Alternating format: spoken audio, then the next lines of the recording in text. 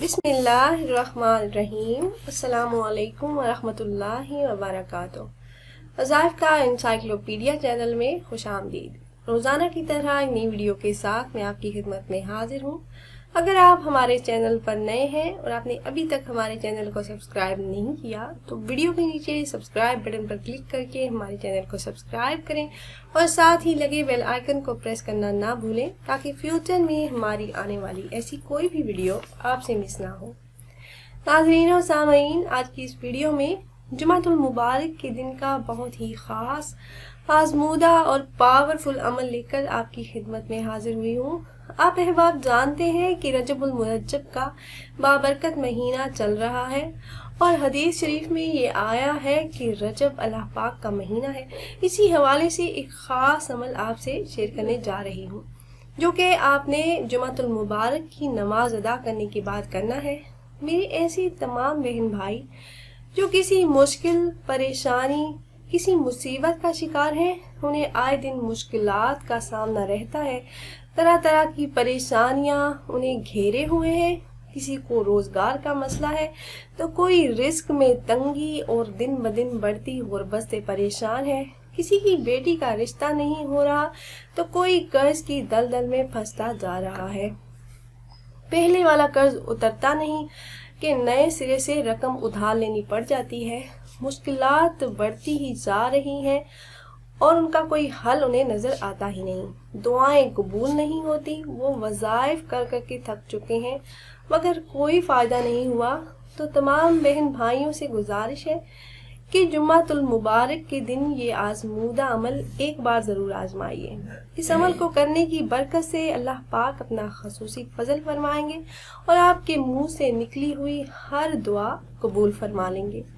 और वो तमाम बहनें और भाई जो अपने दिल में कोई तमन्ना, कोई मुराद लिए बैठे हैं और वो ये चाहते हैं कि अल्लाह पाक उनकी उस हाजत, उस मुराद को पूरा फरमाए, तो यकीन कामिल और इखलास के साथ ये अमल जुमातुल मुबारक की नमाज अदा करने के बाद करें।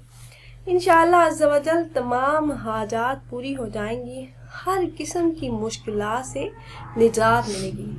अल्लाह पाक से आप जो भी मांगेंगे वो अल्लाह पाक आपको अता करेंगे। बहुत ही मुजरब अमल है और इस अमल को करने की इजाज़त आम है। आप में से जो भी अहबाब ये मुजरब अमल करना चाह रही हैं तो आपको हमसे इजाज़त लेने की ज़रूरत नहीं है। इसके अलावा अगर आपको किसी मसले, किसी परेशानी या किसी बीमारी का रूहानी इलाज जानना है या फिर किसी भी किस्म के शरई मसले के बारे में आप अहबाब कुछ पूछना चाहते हो तो हमारी इस वीडियो के नीचे कमेंट कर दीजिए। आपके कमेंट का जवाब जल्द अज जल्द दिया जाएगा और आपके उस मसले, उस परेशानी को हल करने की पूरी कोशिश की जाएगी। तो प्यारी बहनों और भाइयों, सबसे बुनियादी चीज़ है दुआओं की कबूलियत के लिए और वज़ाइफ की कबूलियत के लिए कि आप 5 वक्त की नमाज की पाबंदी करें। नमाज को अपने मामूल में, अपनी ज़िंदगी में शामिल करें। कोई भी वजीफ़ा करने के लिए नमाज बहुत ही ज़रूरी है। जब हम फ़र्ज़ को छोड़कर नफल के पीछे भागेंगे तो कैसे हमारी दुआएं कबूल होंगी, कैसे हमारे वज़ाइफ कबूल होंगे। 5 वक्त की नमाज में अल्लाह पाक ने मोमिनों के लिए बेपनाह खूबियाँ रखी हैं। मुश्किलात से निजात, दिलों का सुकून, मसाइल का हल, बीमारियों से शिफा। इंसान जब 5 वक्त की नमाज खुशू व खुशू के साथ अदा करता है और सच्चे दिल से अल्लाह पाक को पुकारता है तो अल्लाह पाक उस इंसान की वो पुकार ज़रूर सुनता है। जब हम अल्लाह पाक को राज़ी करेंगे तो वो भी हमें राज़ी करेगा। इसलिए नमाज की पाबंदी करें। प्यारी बहनों और भाइयों, ये वजीफ़ा आपने नमाज जुमा अदा करने के बाद करना है। आपने जुमा की नमाज अदा कर ली और जो लोग मस्जिद में नमाज अदा करेंगे वो ये अमल घर आकर कर लें। और मेरी बहनें जो घर में नमाज अदा करें वो चाहें तो वहीं जाए नमाज पर बैठे बैठे भी ये अमल कर सकती हैं। अमल आपने इस तरह से करना है कि आपने नमाज अदा कर ली। अव्वल आपने 11 बार दुरूद इब्राहिमी, जो नमाज में पढ़ी जाने वाली दुरूद पाक है, 3 बार आपने सूरह यासीन शरीफ की तिलावत करनी है। दुरूद पाक पढ़ने के बाद आपने 3 बार सूरह यासीन शरीफ की तिलावत इस तरह से करनी है कि जब आप इस आयत मुबारका पर पहुँचें, सलामन कौलम मिन रब्बिर रहीम, तो इस आयत मुबारका को आपने 100 मरतबा पढ़ना है। हर बार जब आप ये सूरह मुबारका पढ़ें तो इस आयत मुबारका पर पहुंचकर आपने इस आयत मुबारका को 100 मरतबा पढ़ना है। आखिर में फिर दुरूद पाक पढ़कर आपकी जो भी हाजत है, जिस मकसद के लिए आप ये अमल कर रहे हैं, आप रिस्क में बरकत के लिए ये अमल कर रहे हैं, मुश्किलात के हल के लिए कर रहे हैं, मुसीबतों से निजात पाने, औलाद के रिश्तों के लिए, घर से लड़ाई झगड़े ख़त्म करने के लिए, अलगर्ज कोई भी हल ना होने वाला मसला हो तो आप ये अमल करें। और अमल के दौरान आपने किसी से कोई भी बातचीत नहीं करनी, पूरा ध्यान आपका अमल में होना चाहिए और अपना मकसद, आपकी जो भी हाजत है, जिस मकसद के लिए आप अमल कर रहे हैं, वो आपने अपने जहन में रखना है। उसके बाद अल्लाह पाक से दुआ करें, अल्लाह पाक से अपनी हाजात तलब करें। हर दुआ कबूल होगी और दुआ मांगते हुए दुआ की कबूलियत का यकीन रखें, क्योंकि हदीस शरीफ में ये आया है कि अल्लाह पाक गफलत से भरे दिल से दुआएं कबूल नहीं फरमाता। बड़ी बात यकीन की होती है, जब अल्लाह पाक की ज़ात पर यकीन होगा तो ज़रूर कामयाबी होगी।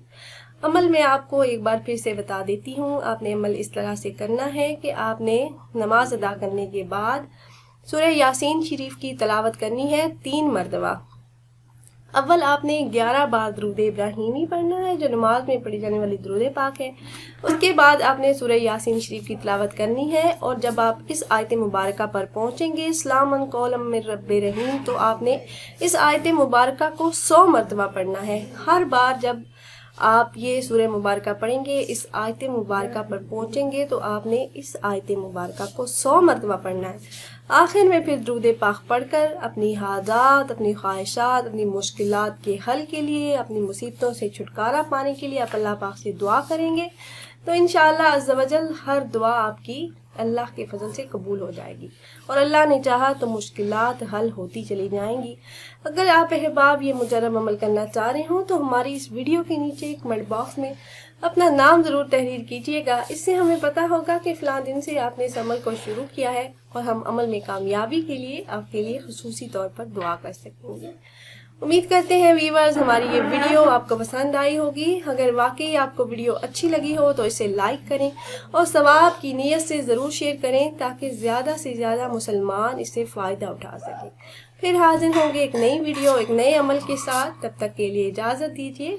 अल्लाह हाफिज़।